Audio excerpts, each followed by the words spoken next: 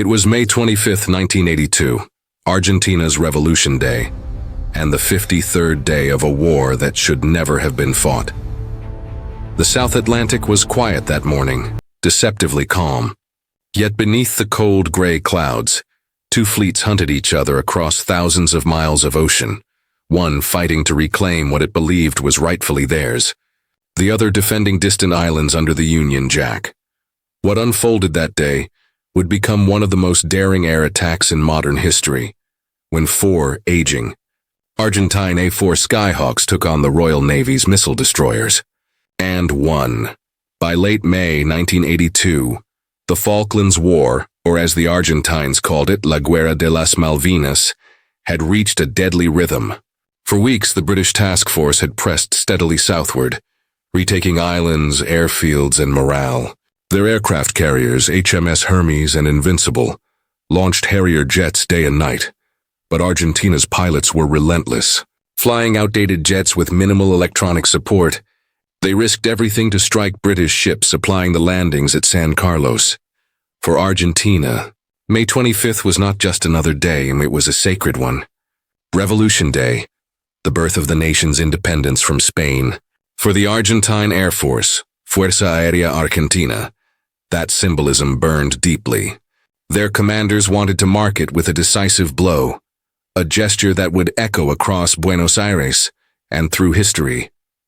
To protect the amphibious fleet in San Carlos water, the British had placed two ships far to the northwest as a radar picket line, HMS Broadsword, a modern Type 22 frigate equipped with the new Seawolf missile system, and HMS Coventry, a Type 42 destroyer carrying the longer-range Sea Dart.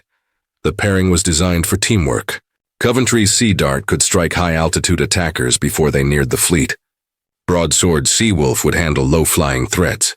Together they formed a shield, fragile but crucial. Yet that shield was wearing thin. Both crews had been at action stations for nearly 3 days without rest. Machinery was strained, tempers frayed, and eyes bloodshot from exhaustion. The South Atlantic had turned into a giant chessboard, and every piece on it was alive. At Rio Gallegos Air Base on Argentina's windswept southern coast, 4 pilots gathered in the cold dawn light. They were young, barely in their 20s, veterans now of dozens of terrifying sea-level attack runs. Their aircraft, the Douglas A-4B Skyhawk, a subsonic single-seat jet built in the 1950s, no radar, no chaff dispensers, no guided weapons, just iron bombs and courage. They called themselves Halcones de Malvinas, the Falklands Hawks. Captain Pablo Marcos Rafael Carballo, leader of the group, reviewed their mission one last time. The targets, 2 British warships patrolling northwest of Falkland Sound. Their route would be long and dangerous, over 400 miles of open sea. Fuel would be tight. There would be no second chances. Each plane would carry 3 500-pound unguided bombs. The plan was simple. Approach at wave-top height to avoid radar, pop up for the final attack, release and escape. For these men, the war was personal. They had watched comrades shot down, captured, or killed in the icy waters. They knew the British destroyers could tear them apart with radar-guided missiles long before they were in range. But it was Revolution Day, and they intended to strike. Far out in the South Atlantic, HMS Coventry and HMS Broadsword maintained their lonely watch. Captain David Hart Dyke, an experienced naval officer with calm precision, knew the importance of his mission. He had already lost men during the previous week's air raids. Every contact on radar could be death approaching. Hart Dyke to his crew: remember your drills. Stay sharp. We're the eyes of the fleet. If we fall asleep, everyone in San Carlos pays the price. His ship had just fended off multiple air attacks in the preceding days. The men were exhausted but disciplined. Coventry's Sea Dart system had already claimed several enemy aircraft earlier in the campaign. Yet the strain was evident. The ship's gyro system had glitches, ammunition stocks were running low, and the constant alert status meant no one had slept properly in 72 hours. As the 4 Skyhawks sped eastward across the gray water, they flew so low that their wings nearly sliced the waves. The altimeter needles trembled just above zero. Salt spray streaked the windshields. The formation split into 2 pairs. The first would attack from the west. The second, following a minute later, would come from the north. Coordination had to be perfect. At those speeds and altitudes, a single navigation error could mean death. Argentine ground radar could no longer track them. They were too low. From this point on, the pilots were alone. Carballo on radio. Halcones Uno, stay low. Remember, we fly like fish today. No one sees us until it's too late. Their plan depended on surprise. The British picket ships, if alerted, would launch sea darts and sea wolves before the Skyhawks even saw them. But the South Atlantic's rolling fog and electronic clutter sometimes played tricks, and this day, luck leaned toward the attackers. Inside Coventry's darkened operations room, radar screens glowed green. The hum of electronics filled the air. Radar operator. Sir, I'm getting intermittent contacts bearing 095. Could be sea clutter. Hartdike, keep watching. Any altitude? Operator. Negative, sir. Might be reflections from the islands. The Argentine jets were already less than 30 miles away, but their sea-skimming approach rendered them invisible. The radar horizon was a cruel limitation. Coventry's systems simply couldn't see below it. Broadsword sensors flickered too, struggling to distinguish between waves and attackers. For a few critical minutes, the Royal Navy's technological shield was blind. In the next 6 minutes, decades of naval doctrine would be rewritten. The British ships had the advantage. Superior missiles, radar, and training. The Argentines had nothing but courage, timing, and the will to strike back. At 3:38 p.m. local time, Broadsword's combat systems finally picked up fast-moving blips. 4 of them. Low closing from the northwest. Broadsword operations room. Contact. Bearing 340, range 12 miles. 4 bogies, very low. Captain Coward. Seawolf on them. Now, but fate intervened. Broadsword Seawolf system froze. A computer lockup at the worst possible moment. The missile launcher failed to track. Seconds ticked by. Coventry, positioned several miles to the north, tried to respond with her long-range sea darts. But those missiles were designed for high-altitude threats. The Skyhawks were too low, hugging the waves beneath the radar horizon. Hartdike ordered evasive maneuvers. Coventry swung hard to starboard, trying to present a smaller radar profile. But it was already too late. 4 jets, 8 bombs, 2 ships, less than 90 seconds to impact. In the next chapter, the sky erupts in fire. Sea darts misfire. Sea wolves fail. And 1 British destroyer fights for her life. This is when A-4 Skyhawks sank the British. The battle for the Malvinas. The afternoon of May 25, 1982. The South Atlantic roils under gray skies. Your Argentine A-4 Skyhawks tear through the sea mist at barely 50 feet above the waves, flying straight into the teeth of the Royal Navy. They have no radar, no electronic warning systems, and no guided bombs. Only iron courage and perfect timing. Ahead of them, HMS Coventry and HMS Broadsword, the sentinels of the British task force. Inside the dark, cramped operations room aboard HMS Coventry, the atmosphere is electric. Radar operators already straining their eyes from endless shifts suddenly freeze. 4 fast-moving echoes bloom at the edge of the display, then vanish again. Radar operator. Contacts bearing 340, very low, very fast. Hartdike, Broadsword confirm visual. Few miles south, HMS Broadsword's captain, Commander Jeremy Jim Coward, spots the incoming glints first. 4 silver shapes slicing through the haze, wings level, water spraying from their jet exhausts. Coward, over comms. Coventry, bogies inbound less than 10 miles. He orders Seawolf to lock on, but the system freezes. A single computer glitch. The curse of early digital warfare. The display turns blank. The launcher refuses to respond. Coward.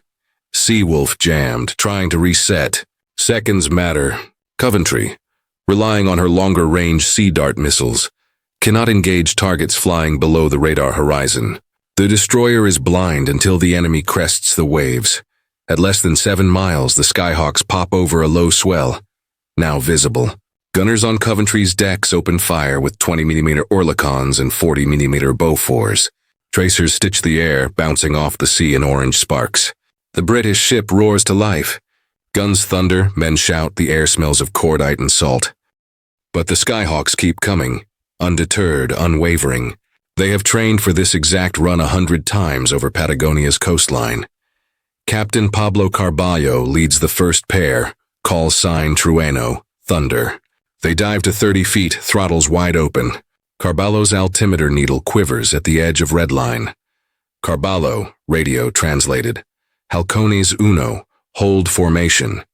2 seconds, attack. He pulls up slightly, aims for the gray destroyer that looms ahead, and releases 3 500-pound bombs in a single smooth motion. The bombs skip off the water, ricocheting like stones, one missing the hull by yards, 2 exploding harmlessly beyond. The first wave misses, but it forces Coventry to turn broadside, exposing her flanks to the next attack. The second pair of Skyhawks, Lieutenant Gonzalez and Lieutenant Barrionuevo, approach from the north. They have only seconds before the British guns find their range. Gonzalez, radio. Target in sight. Going in hot, he dives to mast height, the sea a blur beneath him. The ship's tracers curve overhead. Coventry's 4.5-inch Mark 8 main gun fires a desperate barrage, but its auto-tracking can't keep up with aircraft this low and fast. Visual deck of Coventry. Sailors ducking behind gun shields as jets scream overhead. Narrator. 3 bombs. One fails to detonate. One punches through the hull and explodes deep inside the ship. Another rips through the port side, igniting fuel lines and ammunition lockers. The shock wave slams through Coventry like a hammer. Lights flicker, consoles erupt in sparks. Smoke floods the operations room. Hartdyke shouting, "All hands, damage control." Shut watertight doors. Engine room, report. But chaos reigns. The fire spreads faster than damage control can respond. Burning fuel gushes across the deck, feeding the inferno. Amid the chaos, the ship's missile director tries to launch another sea dart. A last desperate shot. The missile leaves the launcher, but the guidance radar loses lock. It streaks harmlessly into the clouds.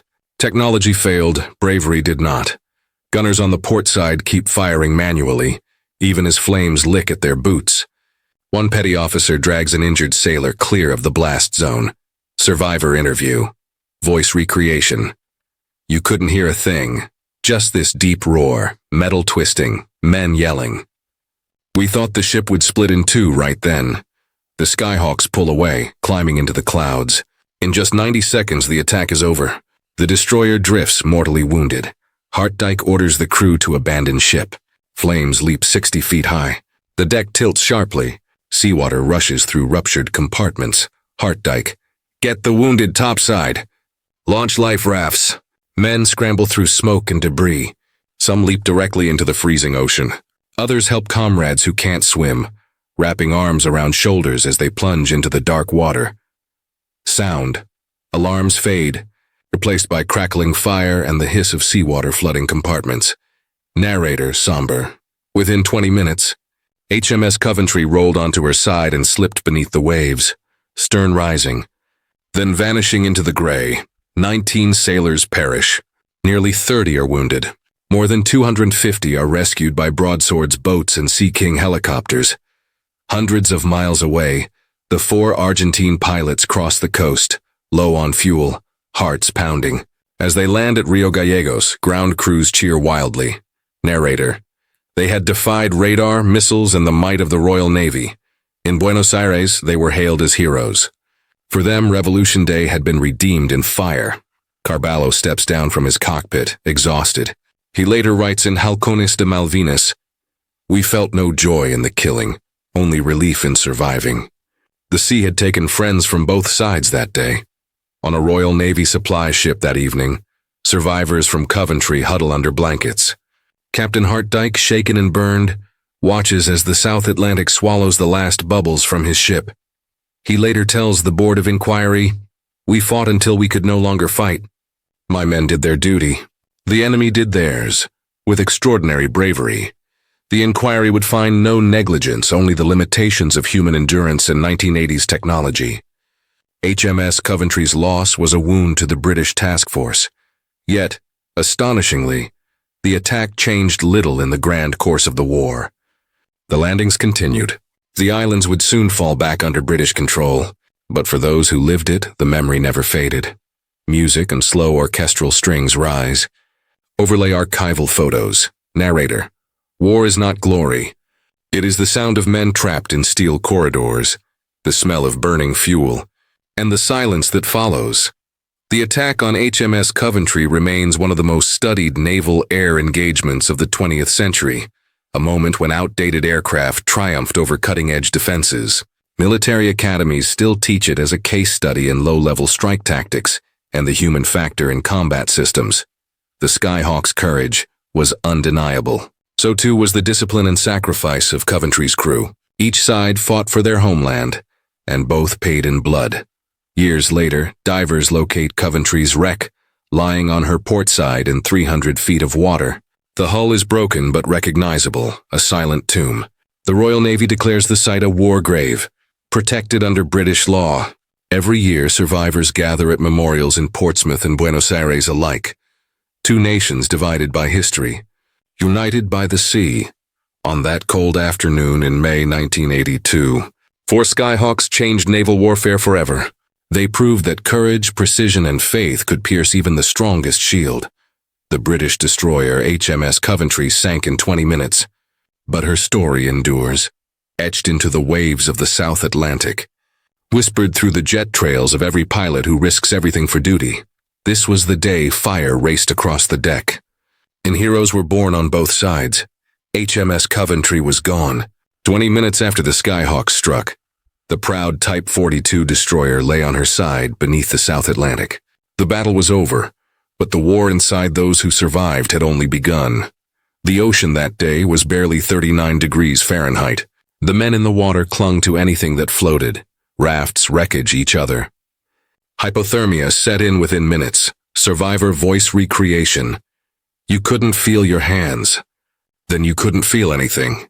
I remember the silence after the ship rolled over. It was like the sea swallowed every sound. Above them, Sea King helicopters from HMS Broadsword and the task force carrier Hermes raced to the scene. Pilots fought crosswinds and smoke to lower winchmen into the churning water. Narrator. The rescue crews had seconds to pull men out before their core temperature dropped too far. They worked until darkness fell, until the last flare burned out. In the end, 19 sailors died. 51 were rescued, a miracle given the speed of the sinking. On HMS Broadsword's mess deck, survivors shivered beneath silver thermal blankets. The smell of diesel and seawater filled the air. Captain Hartdyke, bandaged, soot-covered, walked among his men. He didn't speak much. A hand on a shoulder said enough. Hartdyke later interviewed BBC Sea of Fire. They'd done everything right. The system failed, not the men. For those sailors, guilt came heavier than grief. They had survived when shipmates had not. And that question, why me, would echo for decades. 3 weeks later, in a cramped cabin aboard HMS Fearless, a Royal Navy Board of Inquiry convened. Its purpose, determine why Coventry was lost. The official report, National Archives DEFI 69-1336, painted a picture of bravery amid system failure. The Seawolf on Broadsword froze because of a software glitch. The Sea Dart could not engage targets below the radar horizon. The picket tactic itself left ships dangerously exposed without air cover. In essence, the very strategy meant to shield the fleet had turned 2 ships into sitting targets. Still, the inquiry cleared both captains of any wrongdoing. Captain Hartdyke received commendation for leadership under fire. Documentary reading. The actions of the ship's company were in keeping with the finest traditions of the Royal Navy. But behind the formal language lay a harsher truth. Technology had failed the men who trusted it. While Britain mourned, Argentina celebrated. The success of the Skyhawks lit up every television screen in Buenos Aires. Crowds gathered outside the Air Force headquarters chanting, "Viva la Patria! Long live the homeland!" At Rio Gallegos Air Base, the 4 returning pilots were greeted as national heroes. Yet none of them felt triumph. Captain Pablo Carballo, Halcones de Malvinas. We knew British sailors were dead. I prayed for them that night. A soldier fights for duty, not for hate. Carballo's words cut through propaganda. They reminded the world that courage and compassion can exist on both sides of war. Months after returning home, Coventry survivors found sleep impossible. Some awoke to phantom explosions. Others avoided the sea entirely. The Royal Navy began early versions of what is now called PTSD treatment. But in 1982, it was scarcely understood. Survivor testimonial. Back then, you were told to man up. We didn't talk about nightmares. We just drank and tried to forget. The hidden wounds of the South Atlantic would take years to heal. For some, they never truly did. Across the ocean, Argentine pilots carried their own scars. Over 30 of their comrades had been killed in similar missions. Revolution Day had been costly. Militarily, the loss of Coventry did not alter the outcome.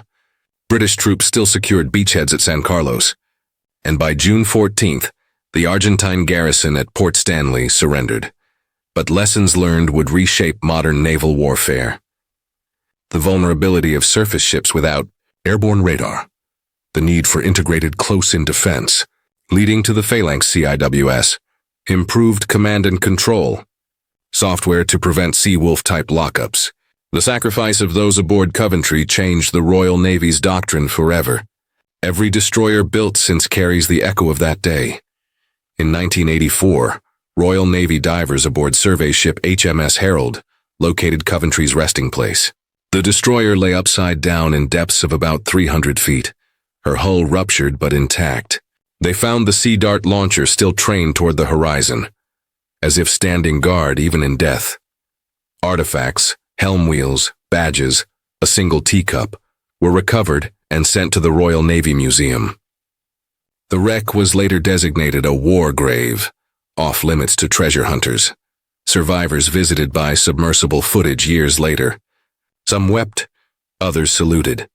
Every May 25th, ceremonies are held at Portsmouth Cathedral and the Argentine Air Force Memorial in Buenos Aires. Wreaths are lowered into the sea. Bagpipes and trumpets echo the same lament. Two nations once divided by war now share quiet remembrance. In their grief, they found respect. In 2017, surviving Skyhawk pilots met British veterans at a documentary screening in London. They shook hands. Carballo. "We were enemies once. Now we are brothers in the air." The gesture symbolized what diplomats could not: reconciliation through shared sacrifice. History often remembers machines, ships, jets, weapons. But the story of May 25 is about people, sailors who stood their ground, pilots who defied death, and nations that learned the price of pride. The attack on Coventry has been reconstructed in documentaries like BBC's Sea of Fire 2007 and chronicled in books such as 4 Weeks in May by Captain David Hartdyke. Each retelling keeps alive the lesson that bravery is not defined by victory. In war, even the vanquished can be heroes. On that Revolution Day in 1982, the sky over the South Atlantic burned. 4 Skyhawks wrote their names in flame and smoke. A British ship became a legend beneath the waves. 40-plus years later, the sea still guards their story, a reminder that courage knows no flag. Fade to black, ocean sounds linger, then silence. Would you like me to continue with Part 4? Inside the pilots' minds in the technology race, Skyhawk versus Sea Dart, where we move into cockpit psychology, weapons engineering, and cinematic retelling of radio chatter? Next 3,500 words, keeping same tone and U.S. documentary style. Two worlds collided on May 25, 1982. The analog and the digital, the fearless and the sophisticated. In that thin strip of sky above the South Atlantic, human instinct met machine logic. This is the story of the men behind the controls and the technology that defined their fight. Cut to archival footage of Douglas A-4 Skyhawks taxiing on dusty runways. Then HMS Coventry's radar mast sweeping through fog. The Argentine A-4 pilots were young, often barely 23, trained in the jet age but flying relics of the previous generation. They came from modest towns, Córdoba, Mendoza, Tucumán, and were taught to fly low, fast and fearless. Their aircraft, the Douglas A-4B Skyhawk, had no onboard radar, no countermeasures, and relied entirely on eyesight and judgment. In an age of computers and radar locks, these men fought with analog courage. They used geography as their radar, instinct as their targeting system, Captain Pablo Marcos Rafael Carballo, who led several low-altitude strikes, described the experience as riding a bullet made of aluminum. Carballo, recorded interview, 1983. You could see the ocean spray hitting the canopy. It was like flying inside a storm of metal and water. Visual camera follows. Low-flying jets barely clearing ocean waves. They trained to use the curvature of the Earth itself as protection, staying under the radar horizon so that British sensors could not detect them until it was too late. Each sortie was a one-way gamble. No air refueling, no escort. Fuel reserves measured in minutes. Every pilot carried a small flag of Argentina in his flight suit, a reminder of what waited back home. Across the ocean, on the British destroyers, a very different kind of preparation unfolded. The Royal Navy's Sea Dart missile system represented state-of-the-art 1970s technology, a supersonic surface-to-air missile guided by radar, capable of killing targets 40 miles away. Each Type 42 destroyer like HMS Coventry could carry 38 Sea Darts, fired vertically from twin-arm launchers and guided by Type 909 radar. In theory, it was unbeatable. In practice, the ocean has no patience for theory. The Sea Dart depended on altitude. It was lethal against aircraft flying high, but nearly blind against jets hugging the waves. The radar beam simply couldn't bend around the horizon. It struck the sea surface and vanished in static. On May 25th, that weakness met its test. Specification A-4B Skyhawk Sea Dart missile speed Mach 0.9 Mach 2.5 altitude defined FT. Attack run 10.00 50,000 DFT. Effective range guidance manual visual aim radar. Semi-active warhead 3x500 lb iron bombs. 22 lb fragmentation charge range 400 miles 40 miles line of sight. On paper, the British possessed overwhelming reach and precision, but war is not fought on paper. At 50 feet above the waves, radar loses its eyes and courage takes command. Imagine the cockpit of an A-4 Skyhawk. Aluminum skin rattling, airspeed 420 knots, altimeter trembling near zero, a target somewhere beyond the haze, and no radar to find it. Pilots relied on memory, a compass heading, a stopwatch, a patch of cloud marking where they should begin their climb for the final run. Pilot voice, 5 minutes to IP. 3 minutes. 2 minutes. Bombs armed. Every nerve screamed to pull up higher, but discipline kept them low. At this altitude, a single wave could erase them. The target, Coventry, appeared suddenly as a gray silhouette in spray. The Sea Dart launcher rotated helplessly, searching for a radar return that didn't exist. The duel had become almost primitive, eyeball versus electronics. Inside Coventry's operations room, rows of sailors watched the glowing green circles on their displays. Some had been at their stations for 72 hours. Radar operator. Sir, low contacts fading in and out. Could be sea return. Heartdike. Or it could be death coming at 450 knots. The Sea Dart console buzzed. Targets lost. Then reacquired. Then lost again. The computer needed 3 seconds to process a lock. The Skyhawks needed only 2 to cross the horizon. The battle was decided not by firepower, but by time, seconds measured in heartbeats. After the war, naval analysts dissected the engagement frame by frame. They realized that the Argentine pilots had instinctively exploited the Sea Dart's dead zone, the region between radar horizon and minimum engagement height. By the time Coventry's radar picked up the Skyhawks, the ships had less than 40 seconds to react. In that window, a computer reboot, a gun jam, or a wrong helm order meant destruction. Defense Analyst Interview, 1985. It was man versus machine. And that day, man flew under the machine's shadow.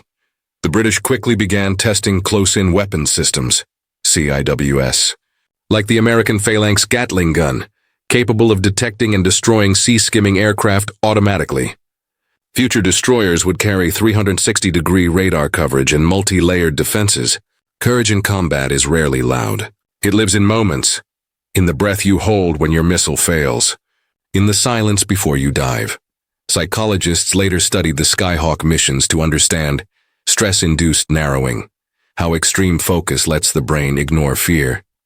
Pilots reported tunnel vision, slowed time, and a sense of detachment as they approached their targets. Pilot testimonial. You don't think about dying. You think about the next second, the next wave. Everything else disappears. On Coventry, the reverse psychology applied. British sailors faced anticipatory stress, waiting for an attack they could neither see nor stop.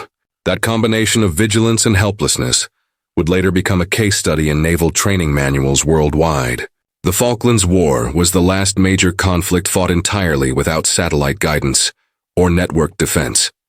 It was a war where men still made the final decisions. The Sea Dart system was a technological marvel, but it assumed predictable conditions and constant data links. The South Atlantic offered neither. The A-4 Skyhawk, a machine born in the 1950s, proved that simplicity can sometimes outlast sophistication. Every button, every switch in that cockpit was mechanical. No software to crash, no circuit to jam. And when the moment came, it worked. It was not technology that won the day, but the human capacity to adapt, to find the enemy's blind spot and dare to fly through it. Two groups of men, half a world apart, mirrored each other without knowing it. Both believed they were defending their nation's honor. Both trusted machines that could betray them in a heartbeat. Both carried photographs of loved ones in their pockets. Historians would later call the duel between the A-4 and the Sea Dart a clash of generations. In the 1950s, hand-flown jet had outwitted the 1970s guided missile. But beneath the statistics was something simpler: willpower. The Battle of May 25th was not just a tactical encounter. It was a mirror held up to human ingenuity. It proved that bravery can fly on wings of aluminum, and that technology without heart is only metal, music. Builds in slow strings and subtle, jet sound fade together. The Skyhawks of Argentina and the Sea Dart crews of Britain fought on different sides of history, yet both belong to the same story of courage beneath the sky. Narrator, quiet, measured. Beneath 300 feet of South Atlantic water lies the shape of a destroyer, her hull split, her story unbroken. The war has ended, but the sea still remembers. Every ripple carries an echo of May 25, 1982. By the start of June, the Falklands conflict was racing toward its bloody finale. The British task force had secured San Carlos, repelled wave after wave of air raids, and pushed its infantry toward Port Stanley. Each day brought new casualties, on sea, on land, and in the air. Narrator. The loss of Coventry shook the fleet, but it did not slow it. The Royal Marines and paratroopers kept marching east through cold mud and sleet. Above them, Harrier pilots fought furious dogfights with Mirages and Skyhawks in a sky filled with smoke and prayer. By June 8th, British forces suffered another blow. The loss of RFA Sir Galahad and Sir Tristram at Bluff Cove, bombed while unloading Welsh guards. Dozens were killed. The war was teaching its final lesson in fire.